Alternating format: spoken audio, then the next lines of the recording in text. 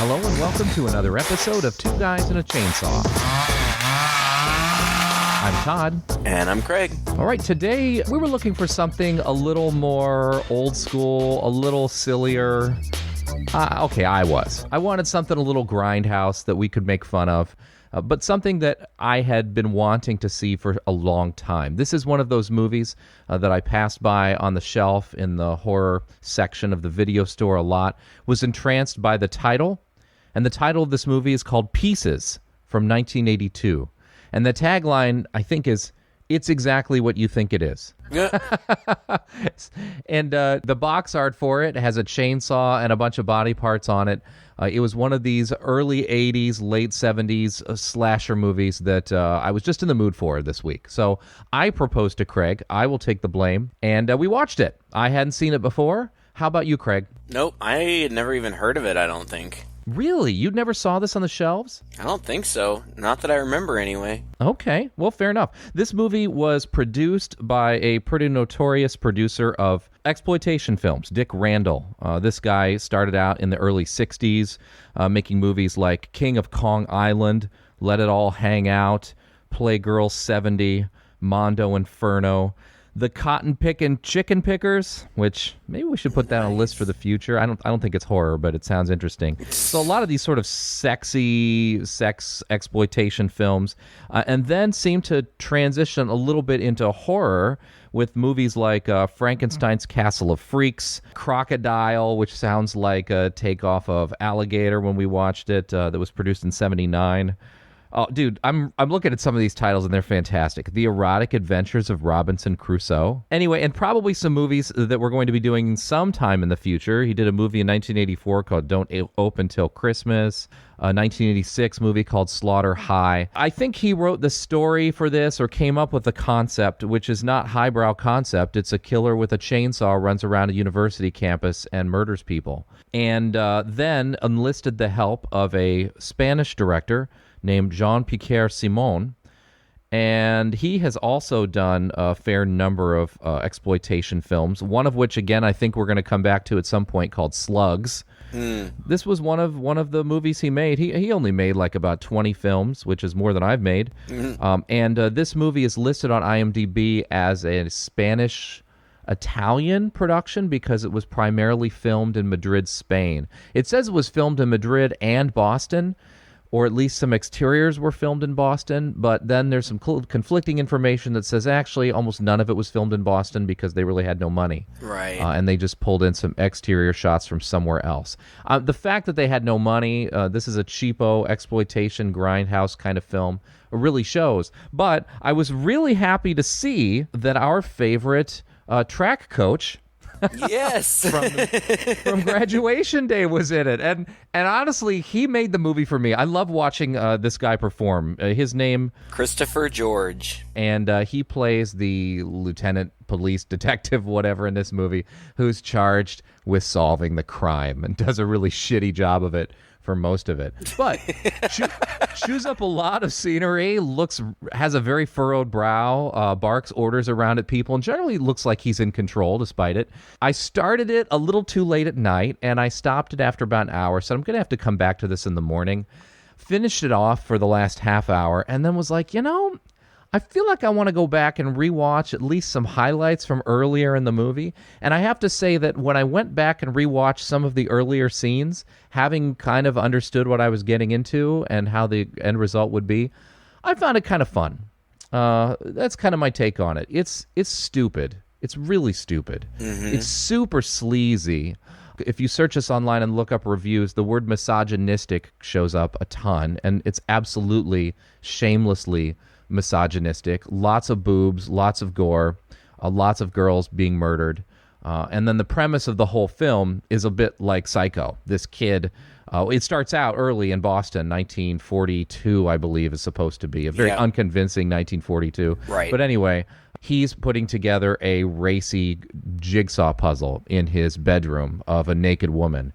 And his mother comes in. She's really upset, kicks the puzzle over. And I don't know, if when my mom found me with a Playboy magazine once, I have to say I was more embarrassed than motivated to pick up an axe and murder her. But That's what the kid in this film does. He chops her up. The police come and find blood all over the room and all over this jigsaw puzzle. Mom's head is in one of the closets, and the kid is cowering, crying in one of the other closets. And this being 1942, they don't think that the kid actually did it. So we jump to present day, 1982, where obviously the question hangs over the entire movie. Who was that kid who's grown up to be now a murderous psychopath? That's the premise. So this is the movie. This is what we're stuck with. This is what we're going to talk about. But I have to say, before I turn it over to you, Craig, for a little more insight, that it's nice to every now and then review a chainsaw killer movie. There really aren't as many chainsaw killer movies as you would think in the horror genre, and this is most definitely one of the most chainsaw horrorist movies I've ever seen. For what it's worth. Yep. It sure is. I'm trying to think of nice things to say. Yeah, I don't know. I mean, when I finished watching it, I was like, I texted you right away because it was bad. But having slept on it now, I'm kind of trying to look back at it and see it as I'm trying to find the charm in it, because I think that there is charm in this movie. And that might be evidenced by the fact that when the movie came out, the company that was releasing it was really skeptical, and one of the producers told whoever, was in charge of the production company, go see it with an audience. And he did, and I guess the audience response was really positive, largely because they were laughing at it so much that it inspired a little bit of confidence. And I can kind of see that. It's really not a horror comedy, but it's one of those that's unintentionally funny. It is funny. I mean, it's a silly premise. This guy this kid who liked to put together puzzles of like a nude lady. It's cute, It's almost like the puzzle that he puts together, which he puts together periodically throughout the movie. Yeah. It's just like a classic pinup, It's the naked lady with her arms above her head and her back arched, and of course she's fully nude. And the premise becomes that, I guess, because he's crazy. I don't know. He's crazy about puzzles. I guess, yeah, he's crazy about puzzles. And he grows up to become this psycho killer who, throughout the course of the movie, kills these women, I guess, with the goal of kind of creating his own jigsaw puzzle. Like, he kills them, but then he only takes certain parts of their body. And if it's not apparent throughout the course of the movie that that's what he's doing, you get the payoff at the end to see that he's actually kind of been constructing, I don't know what you would call it. I don't know what his purpose. I don't know if it's an artistic purpose or if he wants to bone it. I don't know. Well, it's cute. It's not even readily apparent throughout the movie that this is what's happening. I mean, that's kind of one of the criticisms I have, is that we don't see, it's not like Silence of the Lambs, it's not like we don't see, we see a lot of insert shots of the killer. This is very Giallo inspired. This movie is like a American-produced, Spanish-made Giallo wannabe. Yeah. Right down to the killer with the black gloves and the dark overcoat. Yes. The scenes every now and then. I mean, it cuts right into it. I think right after we jump to present day, you get this shot of the killer with the black gloves opening up the drawer and pulling out all of his little bits of memorabilia and assembling them. And one of those things is the puzzle and a knife and a picture of a woman with this X'd out. I mean, how many times, right? Even Graduation Day was like this, right? Yeah. So it's very heavily Giallo inspired. And actually, I thought the soundtrack as well. There were times, it has this very minimalist score that's just this thumping, like dun dun dun dun dun dun dun dun dun. But then when it breaks out into the insanity of some of these killings, it becomes the full-on rock.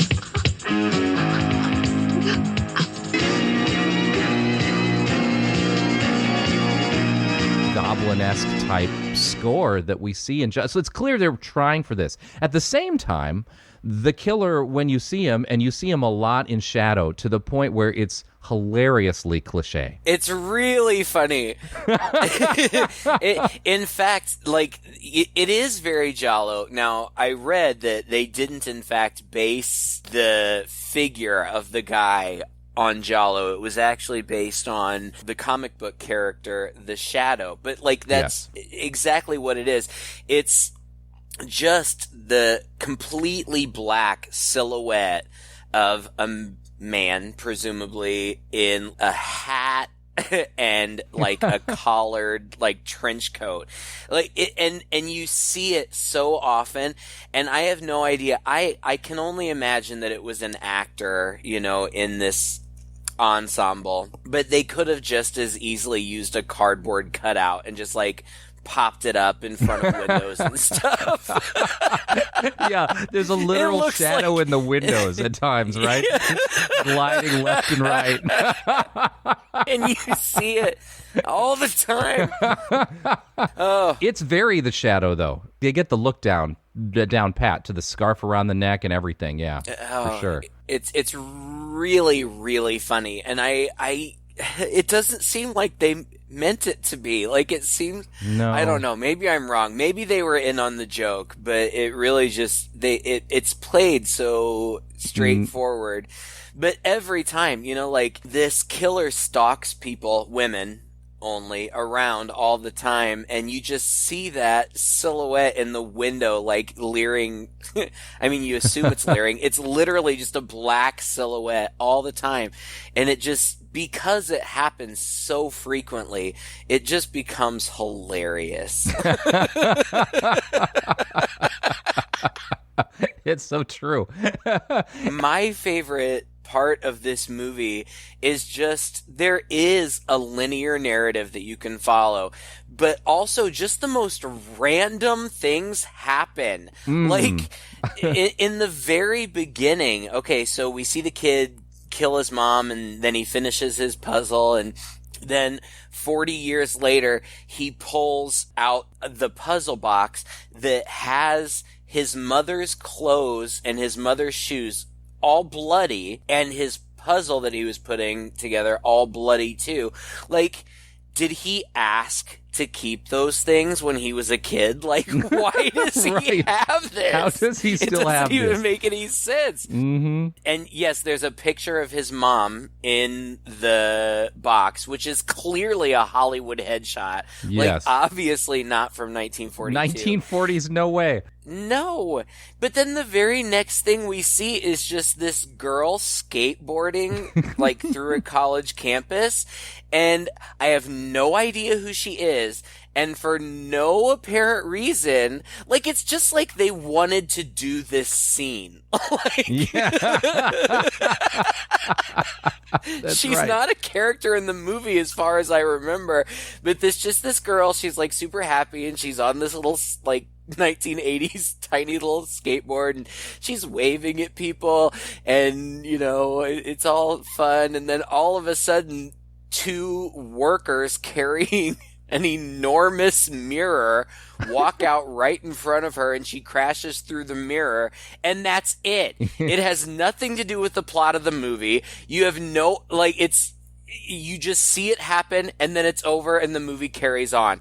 And there are several parts like that in this movie, and I just thought it was hilarious.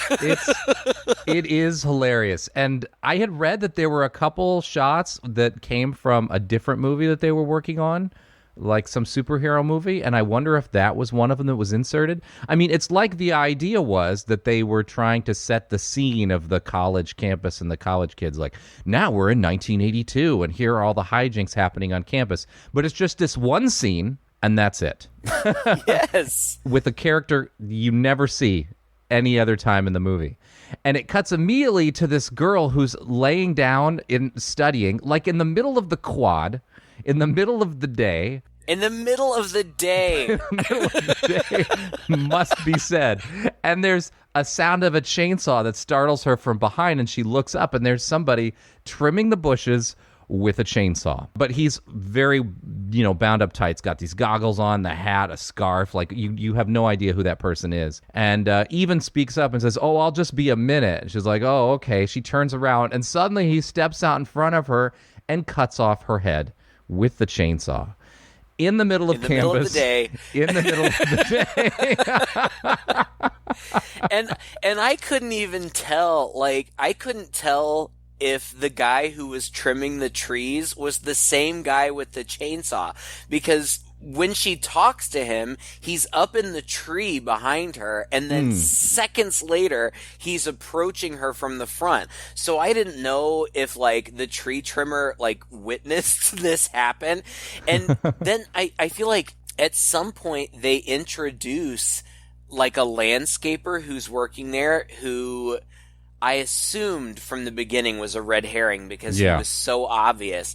His name was Willard, played by Paul Smith, who was Bruto? I think that was his name in Popeye. Bluto, that's right. And he was also in Haunted Honeymoon. And he's set up what I thought as this big red herring. But if I remember correctly, he wasn't even the same guy who was trimming the trees. No. I don't know. No.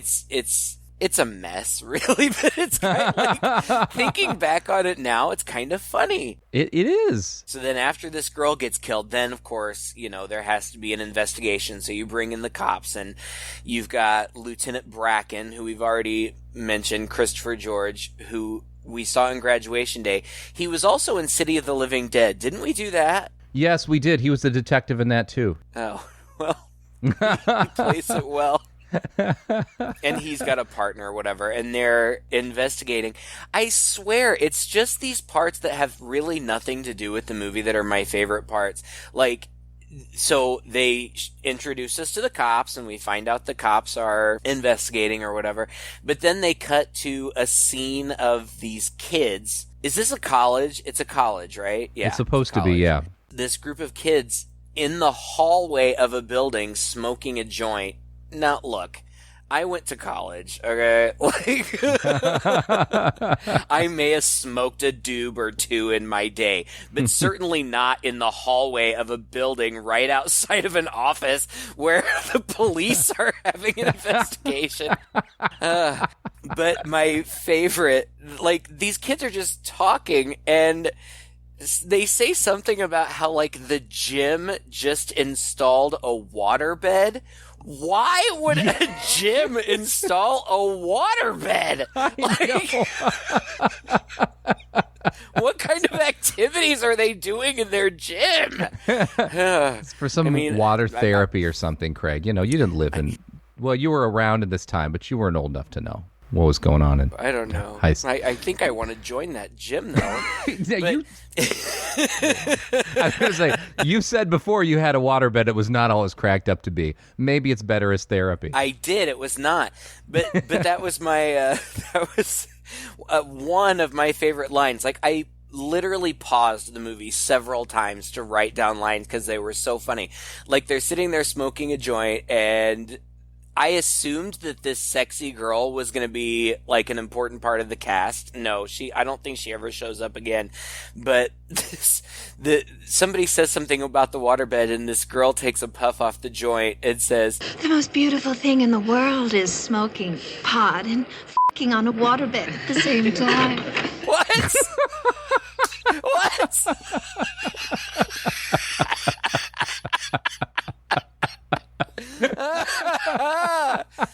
Oh, God.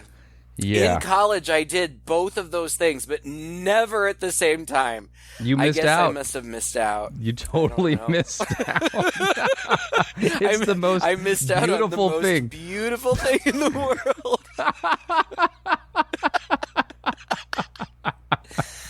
Oh man. God. It's hilarious. Well, they interrogate people, and they get together with the dean. And I don't think we ever learn his name. He's just the dean. And the lieutenant decides to bring in an undercover investigator disguised as the tennis coach. Mary, I think... Oh, he doesn't bring her in just yet, right? First he gets a tour of the campus grounds. From Professor Brown. Oh, God. Who, this movie, it's one of the... I have never seen a movie try so hard to introduce so many suspects. Yeah. Like, they go out of their way to try to throw suspicion on so many people. And it's really dumb because ultimately I knew who the killer was 30 minutes in. Like, it was really obvious.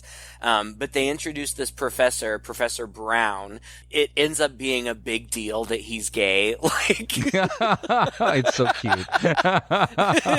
It's his affliction, remember?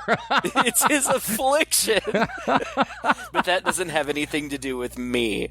You know? Oh, God. It's so funny. And he's in charge of the anatomy department. Is there even such a thing as an anatomy department? I don't think there's a whole department devoted to it, no. Maybe a class or two. Yeah, a class or two, right. But they ask him to help in the investigation, just like they ask anybody who they randomly bump into on the street to help in this investigation. What is with like, that? Every person that the detectives encounter, they're like, okay, we're going to bring you in and you're going to help us. Everybody except Willard, because he's too shady. Right, and so they introduce gay Mr. Brown and then Willard, who's the big guy. And, like, they had to have just directed him, like, just look as crazy and menacing as you possibly can. It's beyond silly. And, like, I don't even remember who goes and talks to him, if it's Mr. Brown or the investigators or whatever, but no, it's the dean talks to him. Like, he's the landscaper that only uses a chainsaw in his landscaping, and the dean is like, finish up your job so you can move on or whatever, and he's like, okay. And then there's just a random shot of Willard seeing some kids f***ing in the middle of the day, in the middle of the quad. Like, what college is this? I went to the wrong school. I swear to God. If you need to murder someone, this is the perfect college to do it in. Absolutely. Anything can happen at any time. It will go completely unnoticed. The primary weapon is a chainsaw. Chainsaws are not quiet. And they're not easy to conceal. You can't put them under your clothing. But this murderer successfully runs around with a chainsaw, killing people, sometimes just, I don't know, rooms away from where others are. You know, the movie's not concerned with making a lot of sense, for sure. I think that after this, we are in the library, and this is where we get introduced. Yeah, it's the setup for the first kill. Yeah, do it. I love this. This is where we get introduced to Kendall. And so Kendall is sitting in the library, and there's a cute girl sitting in front of him, and she kind of smiles at him, and she passes him a note, and she stands up and walks out and goes to the pool. Right. But the note says... And suddenly it's nighttime. Yes, absolutely. At the pool, but not in other places. I think it's just nighttime at the pool. But this girl, she's super pretty, and she passes this guy a note that says, I want to do it in the water. See you in the pool. But Kendall, who really is one of the main characters of this movie, I swear to God, the actor that plays him in any other movie would have been the nerd. Yeah. But in this movie, he is a sex god that women cannot stop throwing themselves at. Like, adult women, young women. This kid is getting tail like 4 or 5 times a day. Like, he will leave one girl and bump into another girl, and they will be doing it like 3 seconds later. And I'm exaggerating, but that seems to be the implication. They even talk about it. Like, how he just can't keep up. Oh, it's hilarious. With all this ass that he's getting. It's so funny. Well, later on, they mentioned about how he knows everybody on campus. Like, yeah, because he's boned them all. So it turns out it was good that he was randomly there for the cops to bring into the investigation, for sure. The whole thing with the notes confused me. Yeah, I don't understand that either. He gets the note, and then he throws it towards the trash can, but it lands on the ground, and then the killer picks it up. But then there's a whole other deal with notes. So we don't hear about it yet. First, we see this beautiful girl at the pool waiting for Kendall, and she strips naked mostly and jumps in the pool, which I read they filmed this in the middle of the winter, and she nearly froze to death filming this scene. But she just swims around in the pool. Again, something else that I don't understand about this movie. This killer can walk around with the chainsaw mere feet away from people, but they don't see him, as though he's invisible. He's the shadow. He has the power to cloud men's minds. This girl is swimming in the pool, and the shadow guy is like creeping up with the chainsaw. She turns around 360 in the pool, looking around several times, but never sees him. Yeah. But eventually he fishes her out with the pool net, which almost kills her. Disables her. Like, he pulls her out of the pool, and because he's been poking her with the pool net, like, she can barely move. So she just lays there. While he chops her up with the chainsaw. Yeah, it is so leering. She has great boobs, though. She had... Oh, that was all I was thinking of. Plus, you can tell it was cold in there. I mean... Really... Yeah. Great boobs in this whole movie, honestly. Like, and a lot of TNA. Yeah, lots. And it leers on it. The male gaze is strong in this movie. Anyway, he goes over and he cuts at her. And we don't get to see the close-ups or anything of this particular thing. We see the aftermath, which is when the cops are in there and they've called in the anatomy professor to give his opinion about it. There's a bag full of body parts sitting there. They have a gurney that I guess they put more body parts on. And the chainsaw is sitting right there. And in one of the most awkwardly filmed scenes I've ever seen, the professor bends down, looks at the bag, looks over at some body part on the gurney, touches the chainsaw, and the cops go, no, don't do that. You could have destroyed the evidence. And he goes, oh, I'm sorry. Long pause, stands up, looks around, and says, well, I'm not a pathologist, but even a layman could see it was done with this. I'd say it's elementary. Okay, thanks. Thank you very much. That'll be all. You're welcome. Yeah, right? What? No, Oh, somebody God. probably just planted this chainsaw here to throw us off. And I guess they don't confiscate the chainsaw and take it back to the police station because either the killer has a lot of chainsaws on hand or he's able to get this thing back. Well, there was also a scene that was totally incomprehensible to me. So, Kendall apparently didn't go to have sex with the girl in the pool. Instead, he just hung out in the library. But then his nerdy friend brought him another note. And I don't even know what that note said. Somehow it got passed over the dean's desk and then got to him. And then they say later, like, it was supposed to distract him from going to the pool. Like, the killer must have planted it to keep you from going to the pool or whatever. It doesn't make any sense. But right after he gets that note, we see this really weird scene where Willard, the big scary guy, walks into the pool area, finds Kendall hiding there with the body, and then all of a sudden, all of the cops are there. Yes. They arrest Willard, I guess. We don't even really see it. But then they continue on with the investigation. Like, as though they caught Willard red-handed, but they're just not really sure. Yeah. If that's the killer. Which, of course, it turns out that it's not. I was so confused. I thought that I had missed something, or that the movie was cut weird. I have no idea what was going on there. Well, it's almost like this scene was supposed to happen before the scene where they talk about the body, right? Or was it a different girl? Was it the same girl or different girl? No, it was the same girl. I think that did happen. That was right before they were investigating the body. But nonetheless, it was all very confusing. And Yeah. I just didn't understand why it seemed like, oh, we caught Willard red-handed, and they arrest him and take him to jail, but then they just continue on. And then later he's free. Yeah, right. Yeah.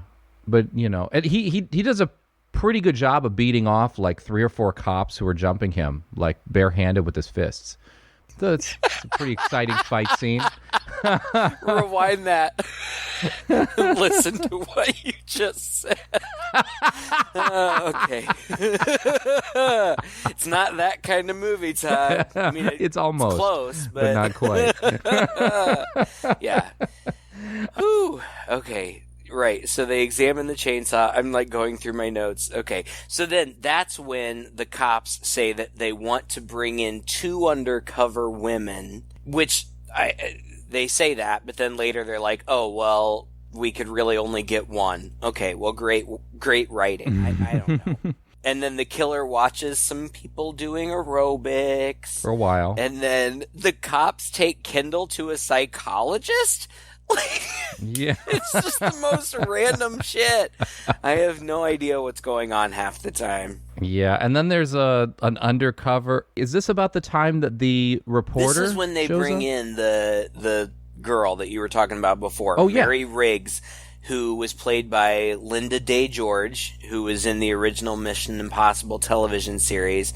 And in this movie, she's a tennis pro by day and a detective by night.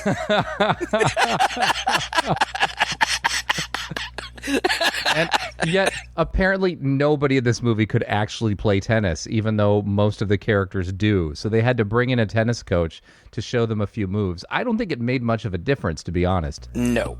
I love this scene, too, of them playing tennis, which is just 2 people playing tennis, but there's stuff coming over the loudspeaker like it's supposed to be a big game with like a big crowd, and there's an announcer.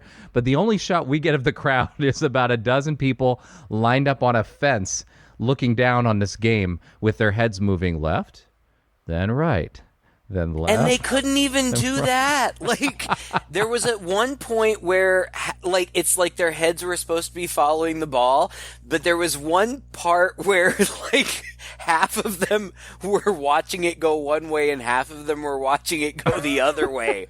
Like, they couldn't even get that synced up. I know. It was pretty cool. It sure was. And the detective, like, enlists this lady, but while he's enlisting her, like, she just happens to work in his office or whatever. But then Kendall comes in, too, and the detective is spilling all this information about how this woman's going to be working undercover. And she's like, well, thanks for blowing my cover with him. And he's like, no, he's helping us with the investigation. I'd stake my life on him. What? This is a college kid that you just met yesterday, and now he's like your most trusted confidant? Oh. It's so weird. It's so weird. And later on, he tries to get it with her, too. Yeah, and almost does. There was supposed to be a sex scene between them that was written in, and I think it was the actress who kind of talked them out of it and said that's a little silly, and that's what led to the scene where he tries to invite himself into her apartment after dropping her off. And he's like, don't you want to make me coffee? And she says, another time. Yeah, no. But she still kisses him on the mouth, like, twice. Yeah. She looks like she could be his mom. I mean, she's gorgeous. She's a beautiful woman, but she's significantly older than him. It's like he's supposed to have this incredible sex appeal. Another person gets killed. The killer watches another dancer and then confronts her in an elevator, and she recognizes him and calls him sir. So we know it's somebody that she knows, and presumably somebody that we know.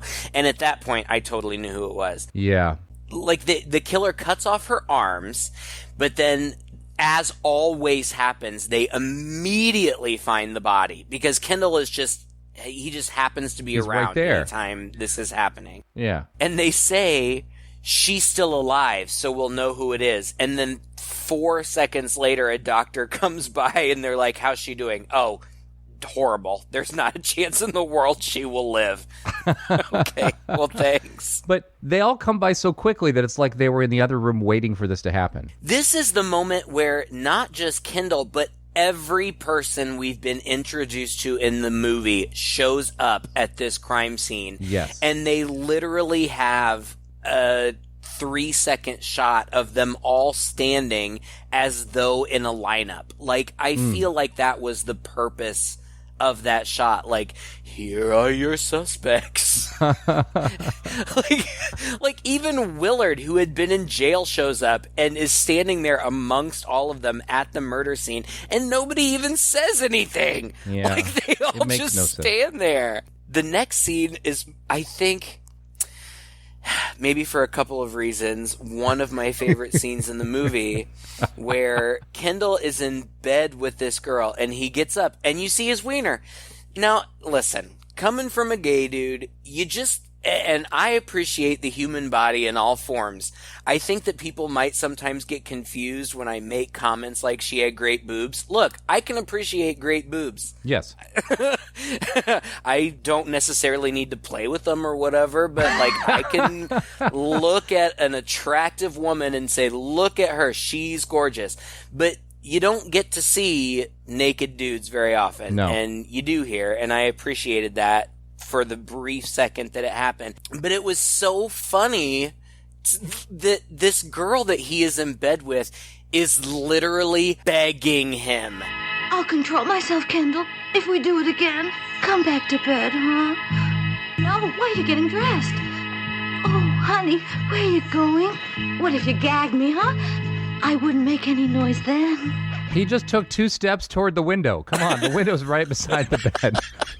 What are you worried about? No, my favorite bit is, again, full frontal male nudity. I was shocked because I had never seen, you know, like you said, hardly ever see that in the movies before. So I'm like, oh, wow, the movie's like really out there. Then the next shot is a shot through the window, and suddenly there is a flower pot strategically placed, covering up the dong that we just saw. What was that? Flower pot. How more cliche can it be than that? I don't know. It's so funny. It was hilarious. Which also leads to objectively the best scene in the movie.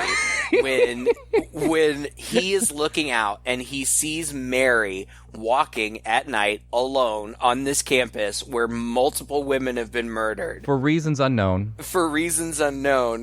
And, I don't even want to tell it. You tell it. It's so funny.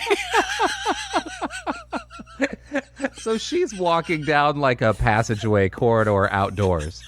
And she hears the sound of a chainsaw behind her, and she's freaking out. And suddenly, a ninja. He's not dressed as a ninja. He's in a jumpsuit, but an Asian guy comes with a flying jump kick towards her. He goes, ah, ha, ha, which she somehow bats him off, and he ends up on the ground. And, like, he does some, like, serious kung fu moves, you know, with the, like, oh! Like, yeah, it's all really the great bad. sound effects. And then Kendall comes around on the motorcycle, and the guy gets up, and he's like, Oh, hey, it's my kung fu professor. What's the story, Chow? Oh, I am out jogging, and next thing I know, I am on ground. Something I eat. Bad chop suey. So long. Take it easy.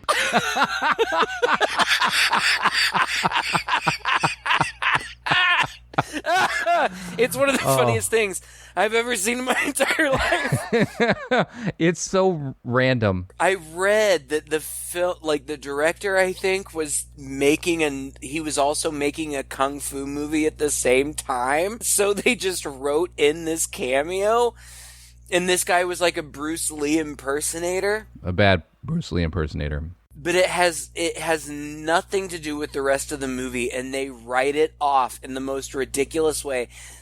I swear it was one of the funniest. I had no idea what was going on, and then when it was over, it was just one of the funniest things I'd ever seen in my whole life. That made watching this movie worth it.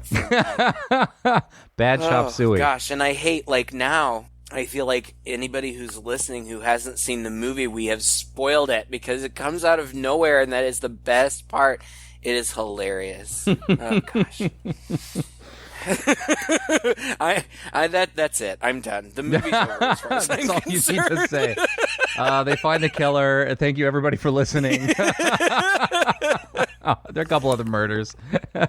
Well, that's when he ends up walking her home and taking her to her apartment, and she refuses him in.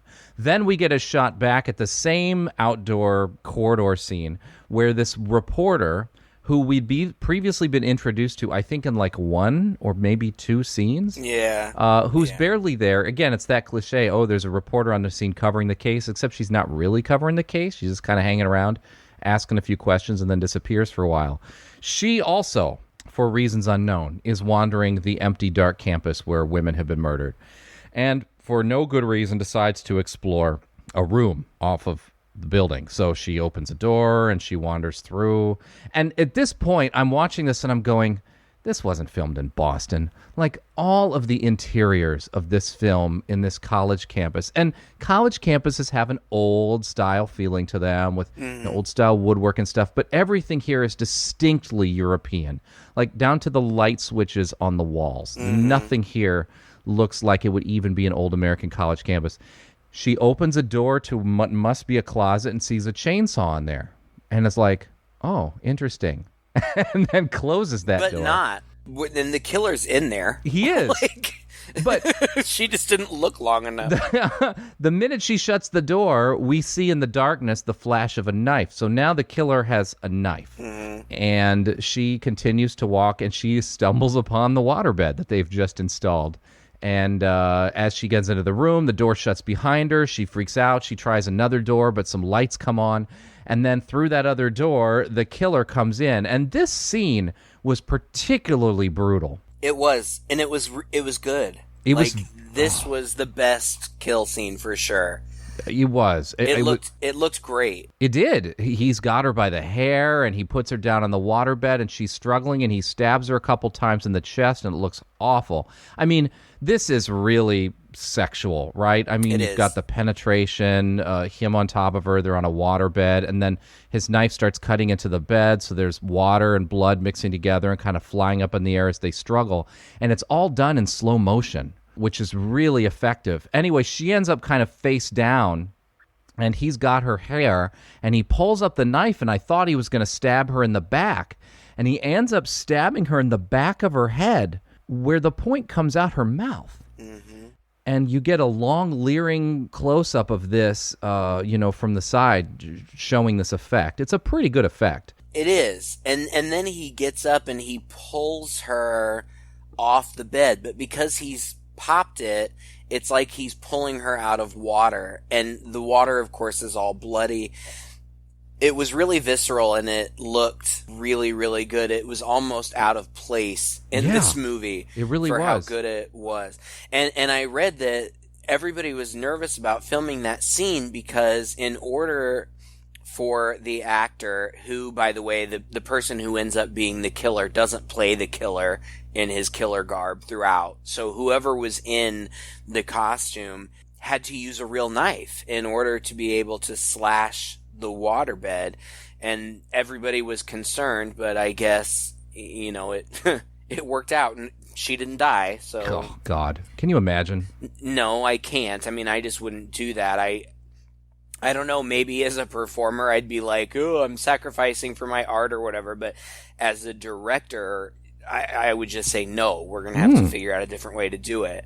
But, they did it, and it looked great. I mean, it's probably the best looking scene of the whole movie by far. Yeah. It's very Argento-esque. It looks it looks pulled straight out of one of those movies. Maybe it was. Maybe we'll be watching some Giallo pic and we'll be like, oh, this is that scene that he stole this from. You're right. It's fantastic. And then we see the killer, like the feet and the hands of the killer, open up a cooler somewhere, one of these walk-in coolers. Yeah, like an industrial freezer. I still don't really understand where that was. But I don't either. Must have been the kitchen at the school or something. Who knows? And and there's a body hung up in there. And I wasn't even sure whose body that was. Me either. It was like a random body, but this is... This is where you start to get a clue as to what's going on. Obviously, he's keeping these pieces, but also he has a full-on body in there. So it's not as clear as it ought to be. You know what I would like to see is a table, with some arms and some legs and a torso on it, all kind of like placed together. And you never see that. You never get that at all in the movie. So it's really not clear. I think that they were trying to save it as a surprise reveal, because I read the synopsis before I watched the movie, so I knew that's what he was doing. And you should have been able to figure out that he was collecting body parts, because he always leaves most of the body, but he always takes something. Like the first thing he took was the head, and then from another girl he took the arms, and then I don't remember what he took from the waterbed girl, but then right after that he kills the tennis player girl, not our undercover lady, but just a random tennis player girl. He kills her in the locker room, and he takes her legs, like she's cut from the waist down. And that scene is not particularly notable, except for the fact that, once again, she recognizes him. She knows who it is. It's not revealed to us, but she knows who it is. And the other notable thing about that scene is he chases her around in the locker room, and then he chases her into a bathroom, and he saws the door open, and I thought that it was kind of...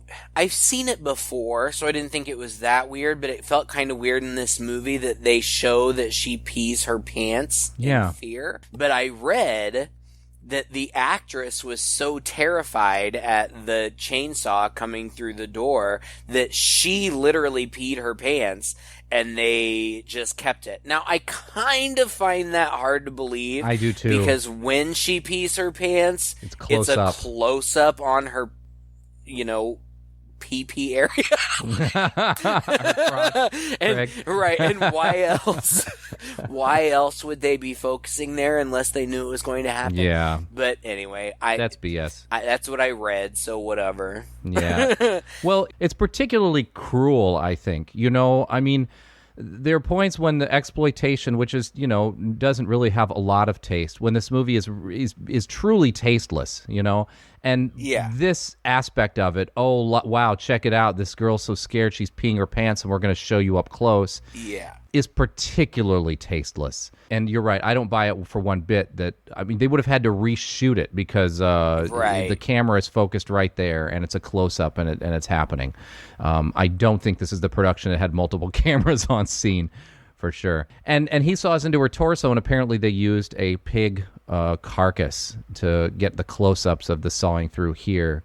The gore in this movie, from what I read online, most of it was achieved simply by throwing a bunch of actual animal entrails and blood everywhere. And the aftermath that they see of this girl is a bit iconic as well. They open the door just to show us her body one more time as the cops show up and look. And there she is, without her legs, propped up in the corner with blood everywhere and on her, and guts coming out of her chest area.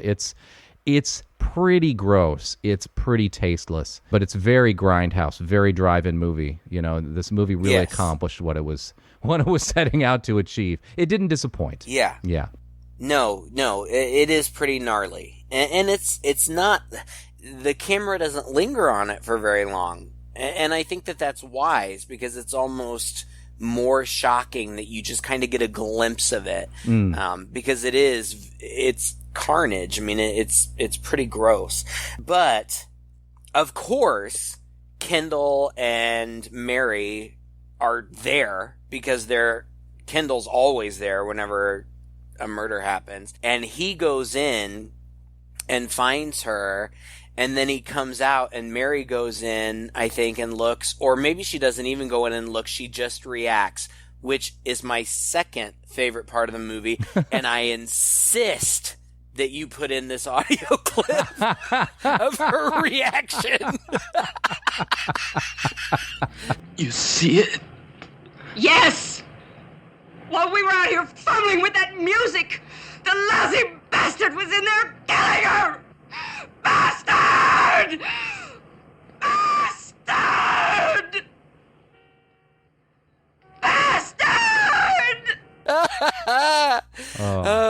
God, Yes. she. I have a big red star next to it in my notes. Just when you think the scene is going to end, there's at least 2 more bastards coming. It's great. And I don't remember exactly what happens. We see the killer like put his mom's shoes on the feet of a body or something, and then Mary like just happens to run into Kendall on campus, and she says she's going to go talk to the dean about something, and he says, well, the dean won't be home until later because he always goes to Arlington on the 1st of every month. And even though I already knew who it was, P.S. guys, it was the dean all along. Even though I had known that for a long time, this is where it was cemented, because in the opening scene with when the killer was a kid, there was a photograph of his dad in his Air Force uniform on his dresser, and the mom made some mention of it. So I knew that the killer's dad had been in the service.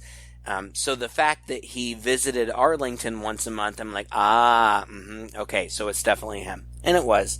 Wow, you were so astute. I know. I'm really smart, Todd. You never give me enough credit. I won't start, but, just this one time.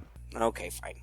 And then Kendall goes to help one of the cops go through some records while Mary goes to visit the dean. And they should have just started with the records, because apparently right there in the records it says, oh yeah, the dean's a psychopath. That's right.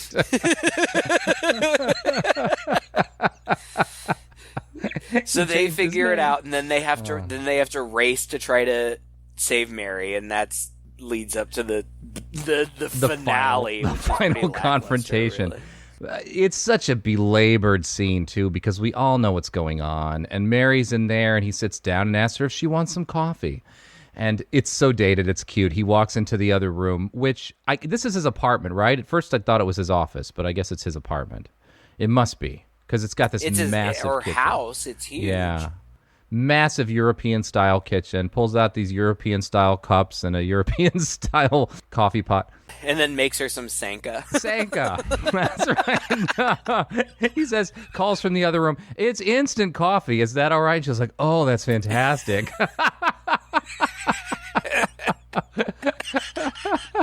And she asked for some cream and a little bit of saccharin, which is also cute. And he pulls out a little vial with a dropper from the cabinet. He's looking really nervous as he drops in stuff into her coffee. Never does put the cream in, but pours the water in and brings it out to her, and they have a little talk while she drinks her coffee.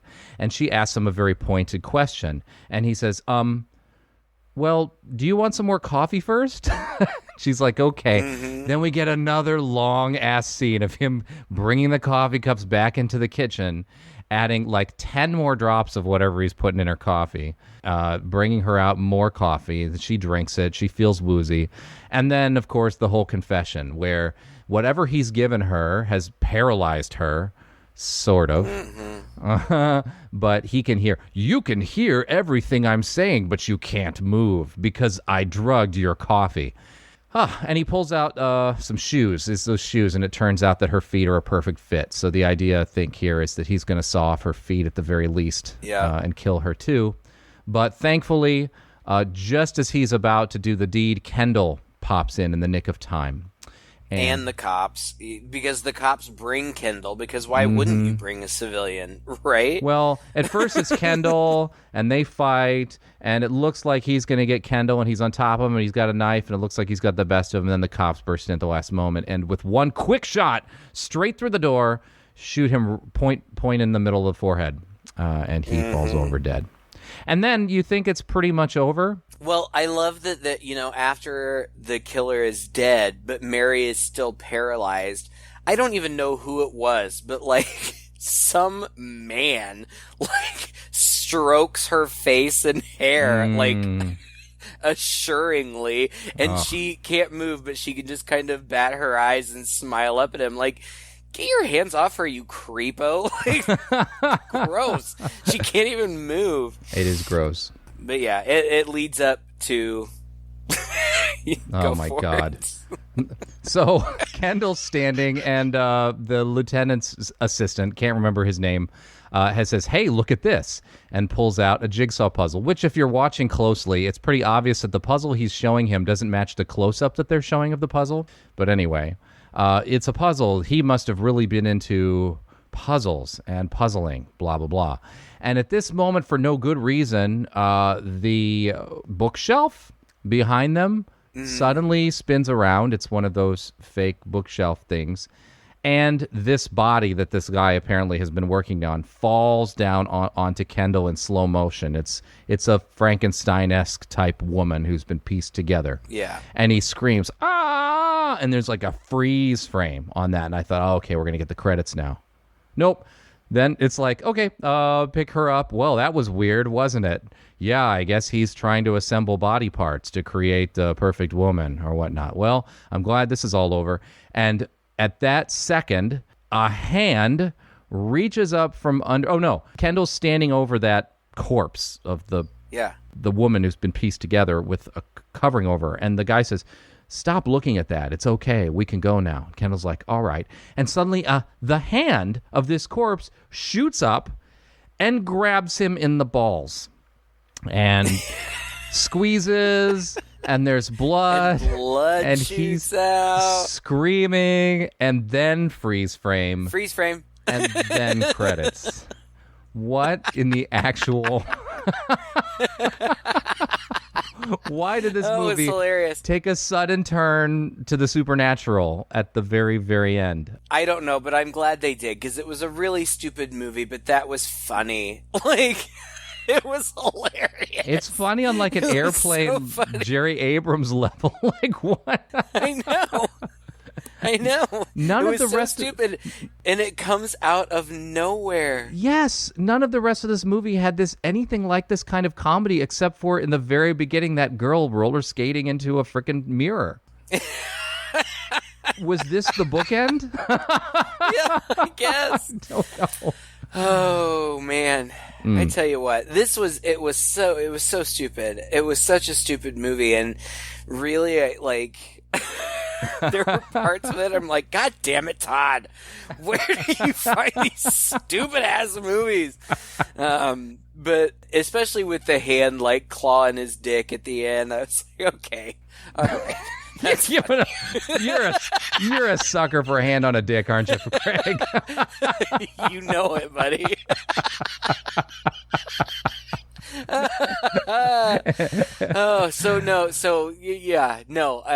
I would not necessarily recommend this movie to anybody. Again, I'm sure people just get sick of us saying the same shit over and over again, but if you're looking for a movie to sit around with your buddies and have was a couple perfect for beers that. and joke around like that, yeah, that's great. It's a bad movie, but if you're just looking for something to goof on, go for it. Yeah. Why not? Yeah, watch it with friends, though. Don't watch it by yourself. It's no fun by yourself. No. Much more fun to laugh at with other people.